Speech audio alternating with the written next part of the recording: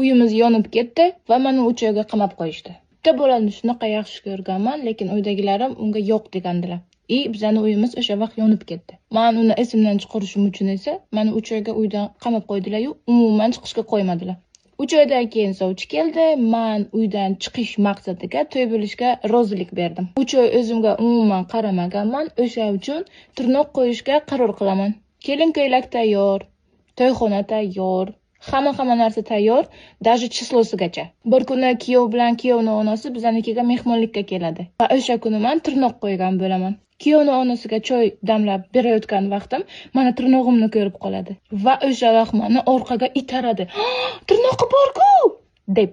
Ozgina urushcha bo'ladi, to'y to'xtaydi va men bilan uyga hech kim gaplashmaydi 1 oy.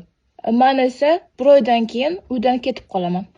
Qo'limga pulim yo'q, telefonim yo'q, hech narsam yo'q. Bittagina qo'limga nikoh uzugim bor edi. Boradigan joyim yo'qligi uchun olamanda nikoh uzugini sotib yuboraman. Eng dahshatlisi endi boshlanadi.